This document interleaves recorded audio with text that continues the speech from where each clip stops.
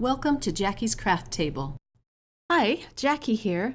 I'm pulling out my Lawn Fawn fairy stamps again to make a cute shaker card. I'm starting with my favorite bit first, the stamping out the images and coloring them in.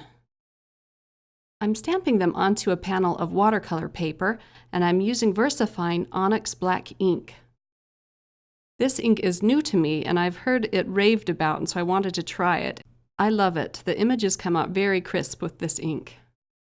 I'm coloring in my images with some distress ink, and I'm using the packaging from the fairy stamps to mush my ink onto, and then I'm just using a water pen to pick up some of that color and color in my little fairies.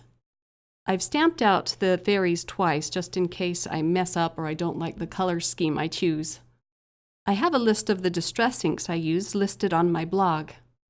I thought I'd color in my fairies this time with purple and pink hair, just a little more magical. There are so many fun distress ink colors that it was hard to choose which ones to use.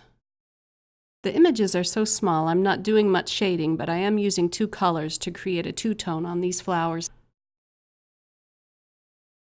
And then when I'm done with my coloring, I can just take a cloth and wipe off the packaging and use it again for my fairy stamps.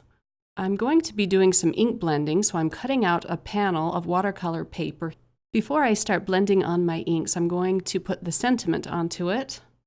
I'm using the sentiment that comes with it. It says, "Thank you very much." I'm using the VersaFine ink again, and then I'm going to be using some clear embossing powder over it so that it will be protected from the distress inks. The embossing worked really well with this VersaFine ink as well.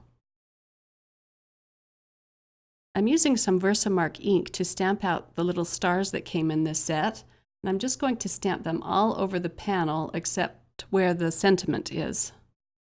It's very difficult to see where I stamped the stars on this video, and even for me while I'm doing this. So I had to stop frequently to put the clear embossing powder on it and heat emboss it.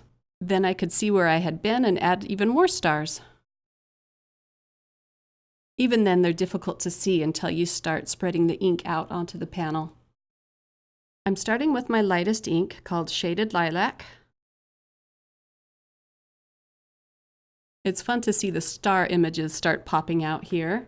And then I go on to Wilted Violet, and the last color I use is Salty Ocean. Now I can die cut a rectangle in the middle of my panel. I'm actually going to make this smaller panel darker, so I'm adding Wilted Violet over the whole thing. I'm using a bit of scrap paper here to hold the panel so that I don't get my fingerprints into it. I'm adding Glimmer Mist to give both panels a bit of shine. I'm using the same die that I used on my watercolor panel to cut out my acetate. The faux stitching makes it easy to trim down. I just cut along the stitches. I cut out a piece of fun foam. I'm using the smaller rectangle to cut out the center of it so that it matches my card panel. Now I can cut out the images that I painted in, and I'm placing those onto the front of the card using some multimedia matte glue. I use my tape runner a lot for this card to put the different layers of it together. Next comes the acetate. You can see the shiny window starting to take form. The next layer to go down is the fun foam. I'm using some black cardstock as a mat for my shaker card. This will make the black sentiment pop. I'm using some Tombow liquid glue to adhere the smaller panel.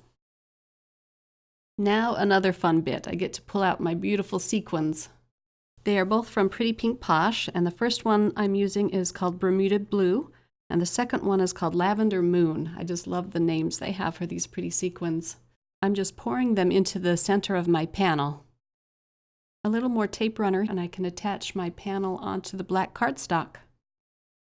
I'm trying to be careful so the sequins don't shift as I place this panel on top of it.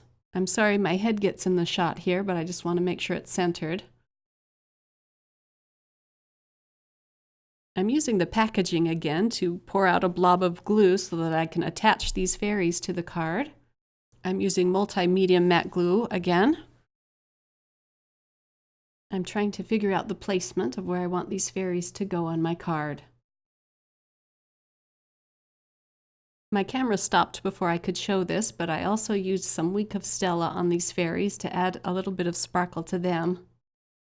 I'm using some Nina Solar White 110-pound cardstock to make a top folding card, and it's the standard A2 size. Thanks so much for watching my video. Give me a thumbs up if you liked it. You can also subscribe if you'd like to be notified when I make a new card. Comments are always welcome. I love hearing what you have to say about my card creations. Thanks again. Have a wonderful week. Bye.